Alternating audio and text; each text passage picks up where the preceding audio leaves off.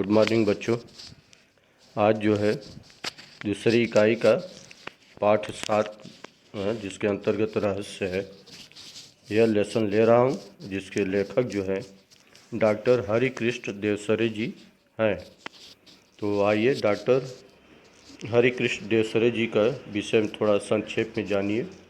इनका जन्म जो है 1940 नागौद मध्य प्रदेश में हुआ था और इनका मृत्यु जो है 14 नवंबर 2013 में हुई थी।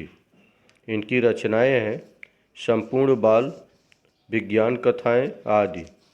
परिचय: डॉक्टर हरिकृष्ण देवसरे जी ने बाल साहित्य रचना और समीक्षा के क्षेत्र में प्रशंसनीय योगदान दिया है। आपने अनेक पुस्तकों का संपादन कार्य भी किया है। आपने मतलब डॉक्टर हरिकृष्ण देवसरे। और इस गद्यांश में लेखक कहना क्या चाहता है उसके विषय में जानिए। मैं प्रस्तुत कहानी के माध्यम से लेखक ने बच्चों को अंधविश्वासों से दूर रहते हुए वैज्ञानिक दृष्टिकोण को अपनाने के लिए प्रेरित किया है। चलिए आगे आते हैं। अब क्या कहानी है यह सुनो। अंधेरी रात थी, चारों ओर सन्नाटा था, हाथ फैलाए न सूझता था। कभी कभी कुत्तों के भौंकने की आवाज़ सुनाई पड़ती थी। आधी रात बीत चुकी थी। मामा जी के घर से कुछ दूरी पर सामने हवेली थी। हवेली में उजाला था। आर्यन खेतों को सरपट पार करता हुआ उस ओर अकेले बढ़ रहा था। उस हवेली में आधी रात के बाद कल भी ऐसा ही उजाला देखा था। मामा जी ने पहले ही आर्यन से कह दिया था, उधर हवेली की ओर जाने की ज़रूरत नहीं है, वह हवेली भूतों का डेरा है। आर्यन मन ही मन मुस्काने लगा। वह जानता था कि भूत वूत कुछ नहीं होते, यह कपोल कल्पना है। कपोल माने झूठी, यह झूठी कल्पना है। कल्पना मतलब सोच विचार। और कक्षा में विज्ञान के शिक्षक ने वैज्ञानिक दृष्टिकोण अच्छी तरह समझाया था। रहस्य का पता लगाने के लिए उसने मन में ठान लिया था। मामा जी ने कहा था, इस हवेली में पिछले 10-15 सालों से कोई नहीं रहता। हवेली मतलब बहुत बड़ा सुंदर भवन है।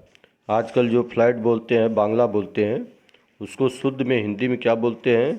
हवेली भवन को बोलते हैं। भवन में बहुत संपन्न लोग या राजा लोग का ही मकान हवेली जैसा होता था। तो चलिए, मतलब हवेली में जो है पहले जमींदार का परिवार रहता था। अब जमींदार का परिवार खत्म हो गया है। उस तरफ कोई आता जाता नहीं है। एक बार घिसू उधर गया था, बेचारे का बुरा हाल हुआ था। 3 महीने तक खाट पकड़े रहा। खाट मतलब चरपाई। आर्यन करवटें बदलता रहा। आधी रात को उठकर छत से उसने हवेली को फिर से देखा। वहाँ रोशनी थी। गर्मी की छुट्टियाँ बिताने के लिए वह मामा जी के घर आया था। यह एक समृद्ध गांव है। मामा जी के गांव के पास एक विदेशी मामा जी के पास एक विदेशी डिजिटल कैमरा भी है। यह बात आर्यन को मालूम थी। मामा जी की एक लड़की थी, उसका नाम था कनिष्का। आर्यन ने कनिष्का से कुछ सलाह मशविरा किया। दोनों बहादुर थे। अगला कदम उठाने के लिए उन्होंने कमर कस ली मतलब निश्चय ठान लिया। और अगली सुबह उसने मामा जी से कैमरा मांग लिया। मामा जी को साथ बैठाकर मामा जी का फ़ोटो लिया। फिर मामा मामी और कनिष्का के भी फ़ोटो खींचे। कनिष्का ने मामा मामी के साथ आर्यन के भी फ़ोटो खींचे। मामा मामी जी बहुत खुश थे। मामा जी ने कैमरे की तारीफ के पुल बांधते हुए, पुल बांधना मतलब बढ़ा चढ़ा करके विशेषता करना। तो मामा जी ने जो है कैमरे की तारीफ के पुल बांधते हुए कहा, रात में मामूली रोशनी में बिना फ्लैश गन के भी यह तस्वीर खींच लेता है। तस्वीर माने चित्र, खींच लेता है मतलब ले लेता है। और कमाल का लैस लगा है इसमें, किसमें? कैमरा में। आर्यन ने कैमरा अपने पास रख लिया। कैमरा पाकर आर्यन और कनिष्का बहुत प्रसन्न थे। ये दोनों रात होने का इंतजार करने लगे। रहस्य का पता लगाने का यह अच्छा अवसर था। रहस्य मतलब जो उस क्या बोलते हैं, हवेली में भूत वगैरह की बातें चल रही थी, यह एक रहस्य ही था। तो इसका पता लगाने के लिए वो लोग के लिए यह समय अच्छा था। अंधेरा रात होते ही मतलब अंधेरा रात होते ही दोनों घर से निकल पड़े। हवेली सामने थी। हवेली सामने थी। अंदर से हंसी और कहकहों मतलब आपस में बातचीत करने की आवाज़ें जो है सुनाई पड़ रही थी।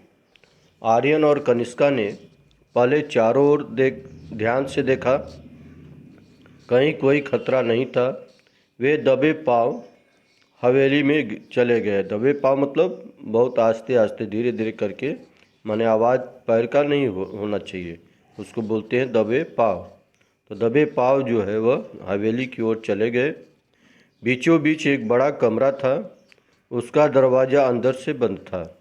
माने हवेली के बीचों बीच एक बड़ा कमरा था। उसका दरवाज़ा अंदर से बंद था। खिड़कियाँ नीचे से बंद थी लेकिन ऊपर से खुली हुई थी। खिड़कियाँ जो थी कैसी थी? माने नीचे से बंद थी और ऊपर से खुली हुई थी। अब बड़ी सावधानी से आर्यन ने अंदर झांक कर देखा। हट्ठे कट्ठे, मोटे तगड़े और बड़ी बड़ी मूँछों वाले कई लोग पगड़ी बांधे बैठे थे। कहाँ? उस बड़े कमरा में जो हवेली के अंदर था। और उनके साथ कमीज और पैंट पहने हुए भी कुछ लोग थे। उनकी आँखों से आग बरस रहा था, माने बरस रही थी, और आंखें लाल लाल थीं। सबके चेहरे डरावने थे। उस समय वे खाने में मस्त थे। कोई हड्डी चबा रहा था तो कोई रोटियां तोड़ तोड़ कर मुँह में डाल रहा था। आर्यन ने उन्हें ध्यान से देखा। उसके गले में कारतूसों की पेटी लटक रही थी। बंदूकें और तलवारें भी रखी थी। कुछ लोग लुढ़के हुए पड़े थे। लुढ़के हुए मतलब झुके हुए। आर्यन ने इशारा किया। कनिष्का ने बड़ी सावधानी से कैमरा निकाला। गैस बत्तियों की रोशनी इतनी तेज थी कि बड़ी आसानी से फ़ोटो लिया जा सकता था। बस उसने फटाफट कई फ़ोटो खींचे और वे घर की ओर चल पड़े। अगले दिन सवेरे सवेरे आर्यन ने साइकिल उठाई और नारायणपुर की ओर चल पड़ा। वहाँ फोटोग्राफर की एक दुकान थी। सभी फ़ोटो तैयार कराकर शाम तक वह लौट आया। कनिष्का ने अपने पिताजी से कहा, आप कहते हैं भूतों के पैर उल्टे होते हैं, उनकी छाया नहीं होती, उनके फ़ोटो नहीं ले सकते, लेकिन कल रात हम भूतों के डेरे पर गए थे, वहाँ कुछ फ़ोटो लिए हैं, ज़रा देखिए। तो उन्होंने फ़ोटो पिताजी को दे दिए। वे परेशान उठे मतलब परेशान हो गए। उन्हें ऐसा खतरनाक काम पसंद न था। फ़ोटो देखकर उनकी आंखें खुली की खुली रह गई। आंखें खुली की खुली रहना मतलब आश्चर्य का ठिकाना नहीं होना। बोले, तो क्या यह भूत इंसानों जैसे होते हैं? इंसानों जैसे नहीं, इंसान ही भूत हैं। देखिए न, इनके पैर सीधे हैं, इनकी छाया भी है और इनका फ़ोटो भी आ गया। असल में भूत वूत की अफवाह है। कोई हवेली की तरफ न जाए, उनका रहस्य न खुले, इसलिए उन्होंने भूत होने की अफवाह फैलाई है। यदि लोगों का आना जाना रहता तो ये लोग वहाँ अपना क्रियाकलाप कैसे चलाते। फिर कुछ रुक कर बोला, आप मेरे साथ थाने चलिए, मुझे इस मामले में बहुत ने ऐसा कहा। थानेदार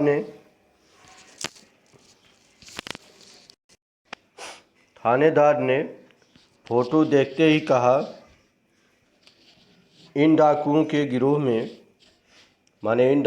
गिरोह ने कई वर्षों से बहुत ही उत्पात मचा रखा है। डकैती, राहजनी इनका पेशा है।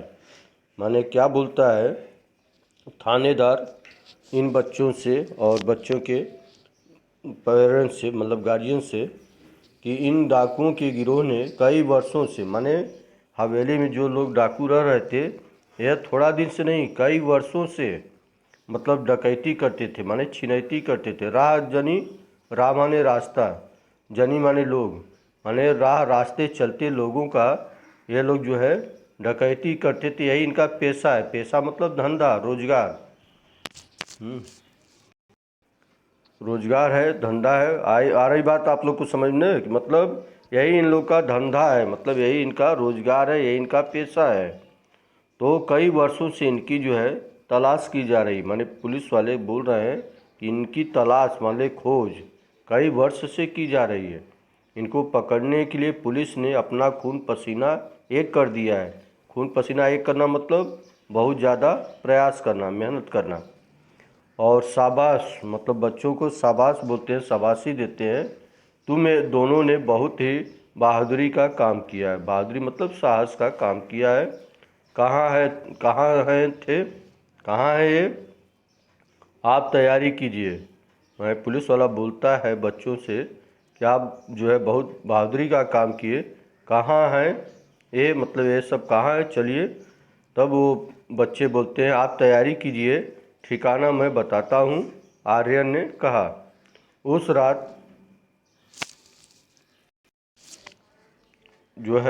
रात भूतों के डेरे पर पुलिस ने छापा मारा। दोनों ओर से गोलियां चली।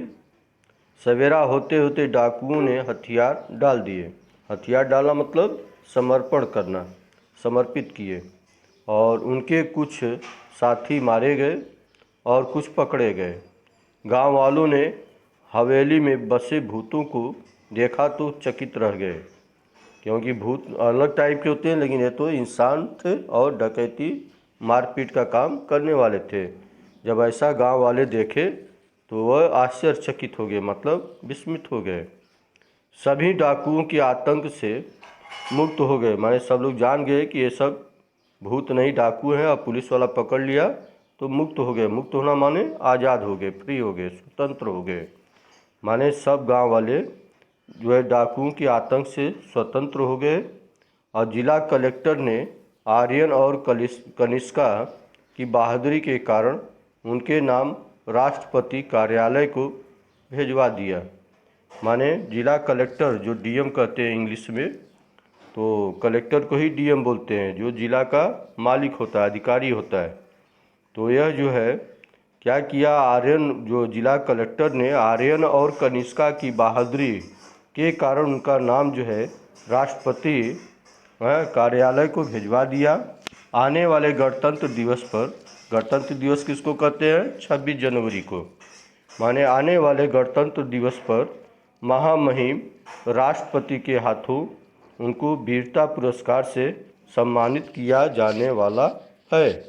माने ऐसा ये बच्चे काम किए कि इनको जो है राष्ट्रपति के हाथों 26 जनवरी के दिन वीरता पुरस्कार से सम्मानित किया जाने का जो है योजना यह डीएम जिला अधिकारी ने बनाया। किसके माध्यम से, राष्ट्रपति के हाथों के द्वारा। इस तरह से यह लेसन आज का कंप्लीट होता है। सिर्फ इसका पूरा लेसन पढ़ने से यही भाव निकलता है, सारांश यही है कि आज के युग में जो है लेखक यही कहना चाहता है कि अंधविश्वास से दूर रहो। सिर्फ जो है मेहनत करो और ईमानदारी करो।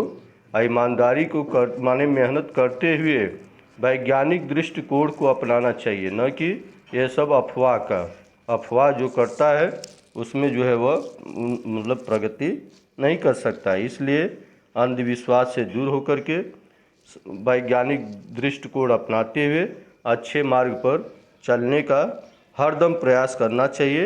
यही मतलब इस कहानी के माध्यम से जो है डॉक्टर हरिकृष्ण देव सरे अपना विचार प्रस्तुत कर रहे थे। आज के लिए इतना ही, धन्यवाद।